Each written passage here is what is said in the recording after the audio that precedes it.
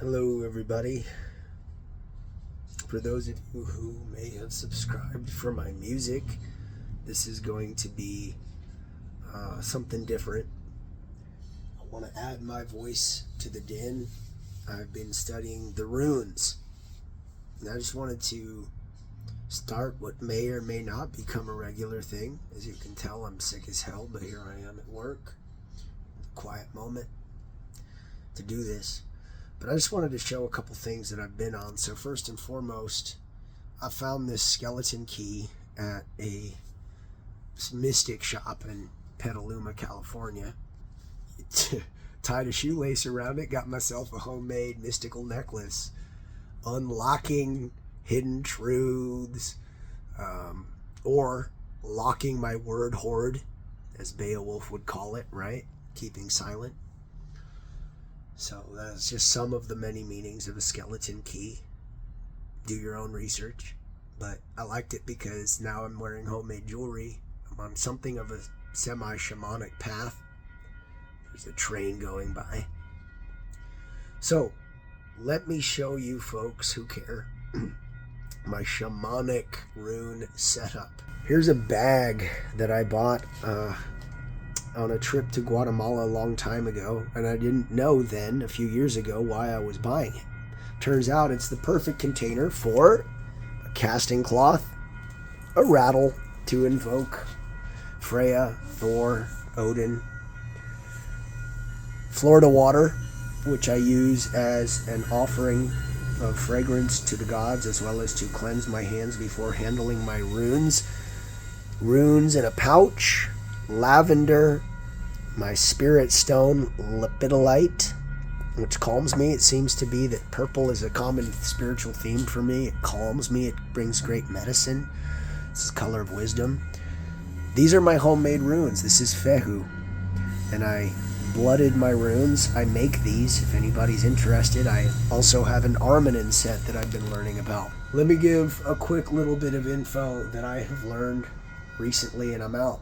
Okay, number one, blank runes, probably trash. There's a woman out there named Tina K that convinced me that I was being misled by the excitement of the blank rune. She has great reasoning, basically 3/8 of the Elder Futhark. You are the 9th rune. 9 is the number of completion, Odin's number. Why are there only 8 in each row? And then how each row is a spiritual journey on its own, right? So there was structure there that somebody decided to muck about with when they added the blank rune. So I am no longer so excited about the blank rune. And since I made blank runes with my blood on them, I think I'll bury them as an offering to the trees. So then that's one thing. Another thing I wanted to share that I found out interestingly is that the other day I got Nod in the Armanen rune set. I drew Nod, which is also Nauthiz in the Elder Futhark, or Need. And that very morning, as I was leaving 7-Eleven with my coffee, there was a homeless lady outside, and she started to make a request of me, and I thought, here we go. But rather than ask for money, she asked for cigarettes. And I thought to myself, well, that's actually an identifiable need. It's a specific need, and it's a perfectly reasonable request. She was asking for a need of the day to be met. Need, Nauthiz, right? I had just been paid. It was within my power, and I said sure, and I got her a pack of cigarettes. They're kind of expensive out here in California, so it would have maybe been better for me to just give her $5. But that's not the point. In fact, the sacrifices we don't want to make, I've also learned, are the ones that are the most valuable. And let me just wrap this up by saying that it occurred to me later that that could have been All Mother Frigg in human disguise, for all I know. So, another thing I'm trying, because Tina K talked about it, if you don't know, look for her, subscribe. Amazing first-hand real deal rune knowledge.